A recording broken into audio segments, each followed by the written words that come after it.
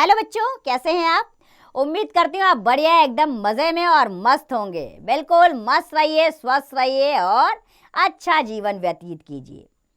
तो बच्चों, खुश रहना बेहद जरूरी है। इससे हमारा शारीरिक और मानसिक विकास बहुत बेहतरीन तरीके से होता है और हर कार्य में रुचि उत्पन्न होती है। तो चलिए रहते हैं खुश और पढ़ते हैं अपना अध्याय प्यारा सा, जिसका नाम है सेरेनगेटी उद्यान। सेरेनगेटी उद्यान के बारे में जानेंगे इस अध्याय में।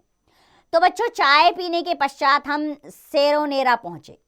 यह सेरेनगेटी राष्ट्रीय उद्यान का मुख्य केंद्र है।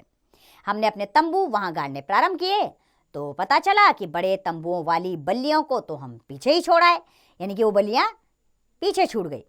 हमें समझ नहीं आ रहा था कि अब हम क्या करें कि तभी अचानक तेजी से वर्षा प्रारंभ हो गई और कुछ ही देर में वहां सब कुछ तरबतर हो गया। ये तरबतर होना यानी कि सब कुछ गीला हो गया, क्योंकि बारिश की वजह से पानी भर गया था। अब हमारे पास केवल एक छोटा सोने वाला तंबू था, इसलिए मैं उसमें सो गई। दोनों लड़के जो मेरे सहायक थे वे लॉरी में सो गए। रात में बहुत से लक्कड़बग्गे क्या होता है, जानवर होता है, जंगली जानवर। तो लक्कड़बग्गे मेरे तंबू के समीप आ गए, यानी कि मेरे तंबू के पास आ गए। एक सिंह तो इतना करीब आ गया था कि मुझे उसकी सांसों की आवाज तक सुनाई दे रही थी। मैं ये सोचकर प्रसन्न थी कि दोनों लड़के यहाँ से दूर सुरक्षित लॉरी में सो रहे हैं। अगली सुबह मैंने निश्चय किया कि मैं अपने बेस कैंप को पर्वत शिखर के ऊंचे सिरे पर स्थानांतरित, यानी कि वहां पर ट्रांसफर कर दूंगी। वहां यदि अत्यधिक वर्षा भी हुई तब भी हम लोग कीचड़ में नहीं फंसेंगे। इसके अतिरिक्त वहां से देखने पर नज़ारे और भी मनोरम लगेंगे। दिन में थोड़ी देर बाद मैं अपने ठहरने का इंतजाम करने लगी। सेनोरेना गई।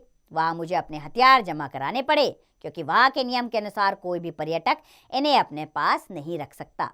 आइए अध्याय में आगे बढ़ने से पहले मौखिक प्रश्न ले लें। पहला प्रश्न है, लेखिका क्या सोचकर प्रसन्न थी। लेखिका यह सोचकर प्रसन्न थी कि दोनों लड़के जो हैं दूर लॉरी में सो रहे हैं। दूसरा प्रश्न, लेखिका को अपने हथियार कहाँ जमा कराने पड़े। तो लेखिका को अपने हथियार सेरोनेरा में जमा कराने पड़े। आगे बढ़ते हैं अब। तो मैंने वहां के वार्डन से पूछा कि यदि रात में फिर से सिंह मेरे पास आए तो मैं क्या करूं। तो वार्डन मुस्कुराया और बोला, उसे कहकर, ऐसा क्यों कहा उसने, शू कहकर भगा देना। और वाकई जब मैंने सेरेनगेटा छोड़ा तब तक मैं जानवरों को कहकर भगाने में पारंपरिक हो गई। अगली सुबह हम सिंहों की तलाश में अपनी लॉरी में सवार होकर 25 मील दूर निकल गए। रास्ते में हमने 3 सिंहों को एक बड़े वृक्ष के नीचे आराम करते हुए देखा। उनमें एक तो शानदार वयस्क सिंह था, वयस्क यानी कि बड़ा शेर था, तथा 2 क्या थे, 2 शावक थे। शावक यानी कि सिंह के 2 बच्चे भी थे उसके साथ में। थोड़ी देर बाद जैबरा हमारे करीब से दौड़ता हुआ निकला और फिर उसके पीछे दौड़ लगाते हुए इम्पालाओं का एक झुंड। घाटी में और नीचे मैंने एक अत्यंत लंबी चौड़ी सिंहनी को भी देखा। अगली सुबह हम जल्दी निकल गए। मैंने लगभग 1 दर्जन चित्तीदार लक्कड़बग्गों को एक ही दिशा में जाते हुए देखा। सुबह सुबह के जानवरों में लगभग 50 इम्बालाओं का एक झुंड था। अपने मुड़े हुए सींगों, इखरे शरीर एवं गहरे लाल रंग के कारण इम्बाला हिरणों की सबसे सुंदर प्रजातियों में से एक है। जैसे ही हम उनके समीप पहुंचे, उनमें से एक ऊंची छलांग लगाकर दौड़ा। देखते ही देखते पूरा झुंड एक लय में कूद कूद कर हमसे दूर दौड़ने लगा। वापस लौटते समय हमने सिंहों का एक समूह देखा। उसमें से नर सिंह वास्तव में रक्षक था, क्योंकि वो पूरे समूह की चौकसी कर रहा था। उसने एक क्षण के लिए भी हमसे आंखें नहीं हटाई। अगले दिन हम घाटी के अंत में पहुंचे। अंत यानी कि बिल्कुल एंड में पहुंच गए थे हम। और वहां हमने जैबरा तथा क्या देखा, वहां हमने जैबरा तथा जंगली कुत्तों को बहुतायत में देखा। बहुतायत यानी कि बहुत ज्यादा संख्या में देखा हमने। और बच्चों, नदी के किनारे हमें लगभग 100 भैंसों का समूह भी मिला। दोपहर से लौटते समय मैंने लोमड़ियों को ऊंची ऊंची घास के पीछे से झांकते हुए देखा। उनके गोल कान आकार में बहुत बड़े थे। बाद में वार्डन ने मुझे बताया कि ये लोमड़ियां अपने कानों को जमीन पर दबाकर सुनती है। इससे इन्हें पता चल जाता है कि कब कोई चूहा आसपास ही है जिसे वह पकड़कर खा सके। तो बच्चों, सूखे का मौसम आ गया था। सभी जीव जंतु अब उन तालाबों व नदियों पर निर्भर थे जो अभी तक सूखे नहीं थे। सारे जीव जंतु उन्हीं पर डिपेंड थे। लेकिन इसी वजह से यहाँ शिकारी भी चोरी छुपे प्रवेश कर जाते थे, यानी कि इनका शिकार करने के लिए शिकारी भी एंटर कर रहे थे, क्योंकि उनको मालूम था कि कब जानवर पानी की तलाश में वहीं आएंगे। ये शिकारी इन जानवरों की ताक में घात लगाकर बैठ जाते थे कि जैसे ही जानवर उनके समीप आए वह उन्हें फंसाकर पकड़ सके और उनकी खाल को मोटी कीमतों में बेच सके। सभी वार्डन इन कार्यों को रोकने के लिए बहुत कठिन परिश्रम करते हैं। वार्डन द्वारा इन शिकारियों से जब्त किए गए जहर बुझे तीरों, धातु वाले शिकंजों एवं भालों आदि को देखकर मेरा मन सिहर उठा। मेरा मन बेचैन हो उठा कि ये शिकारी किस प्रकार इन जानवरों को मारते हैं, इनका जीवन ले लेते हैं। मेरा मन व्यथित हो गया यह सोचकर।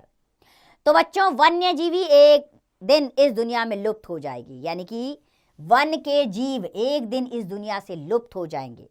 यह विचार आते ही मेरा मन खिन्न हो जाता है। मैं जितना अधिक जानवरों के साथ रहती हूँ उतना अधिक उनकी सहायता करना चाहती हूँ। यदि सभी वन्य जीव लुप्त हो गए तो इससे प्राकृतिक संतुलन पर प्रतिकूल प्रभाव पड़ेगा, जिसका मानव भी एक अंग है। तो बच्चों, जाय एडमंसन द्वारा लिखा गया है पाठ जिसमें वन्य जीव की रक्षा करने पर जोर दिया गया है। आइए कुछ मौखिक प्रश्न पहले ले लेते हैं।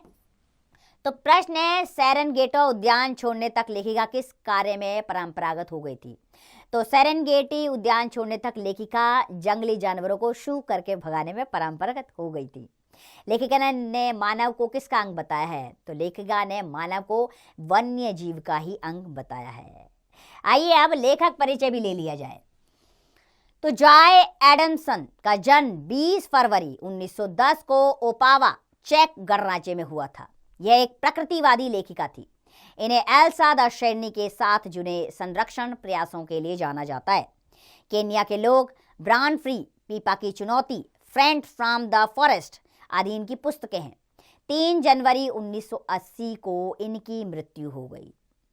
तो बच्चों, लेखिका ने एक बहुत ही अच्छे पाठ को हमारे सामने रखा जिसमें उन्होंने पसंद किया वन्य जीव को संरक्षण करना। वो चाहती हैं कि जिस प्रकार वो वन्य जीवों से प्रेम करती थी, सभी मनुष्य इस प्रेम को आगे बढ़ाएं, क्योंकि अगर इस धरती से वन्य जीव लुप्त हो गए तो इसका बहुत दुष्परिणाम देखने को मिलेगा, इंसान को भी।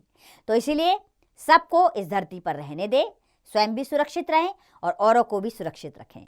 खुश रहिए, स्वस्थ रहिए और मस्त रहिए, और इस पाठ का अभ्यास करें, स्वयं कीजिए।